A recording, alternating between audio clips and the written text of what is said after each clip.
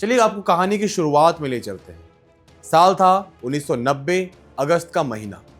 Left का गढ़ माना जाने वाला कलकत्ता में एक युवा महिला नेता उन्हें चुनौती दे रही थी। एक दिन शहर के हजरा क्रॉसिंग पर उस महिला नेता पर जानलेवा हमला हुआ। लाठियों से किए गए इस हमले में उनका सिर फट गया और वो लहूलुहान हालत में अस्पताल में भर्ती थी।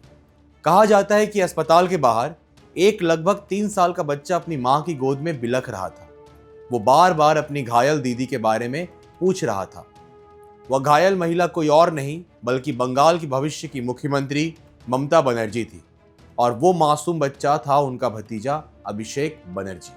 उस वक्त किसी को अंदाजा नहीं था कि अपनी बुआ के दर्द को महसूस करने वाला वो बच्चा एक दिन बंगाल की सियासत का सबसे बड़ा और सबसे ताकतवर चेहरा बन जाएगा। ये उस बच्चे के साधारण लड़के से बंगाल का युवराज बनने की अनसुनी कहानी है। एक ऐसी कहानी जिसमें परिवार है, प्यार है और सत्ता का सबसे बड़ा खेल है।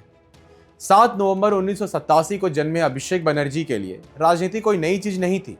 उनके घर का माहौल हमेशा से सियासी रहा है। हालांकि अक्सर उन्हें एक साधारण परिवार का लड़का कहा जाता है, लेकिन हकीकत यह है कि उनका परिवार बंगाल के प्रभावशाली परिवारों में से एक था।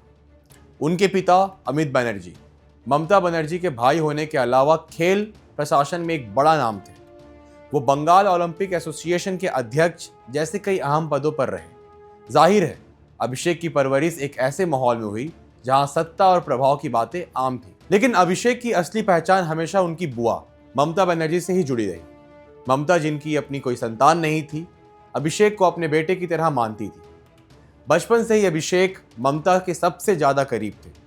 वो दीदी के रैलियों में जाते, उनके भाषण सुनते और धीरे धीरे राजनीति का कखहरा सीख रहे थे। ममता बनर्जी खुद एक इंटरव्यू में बताती है कि जब 1990 में उन पर हमला हुआ था, तब लगभग 3 साल के अभिषेक ने अस्पताल के बिस्तर पर उन्हें देखकर जो प्रतिक्रिया दी थी, वो आज भी उन्हें याद है।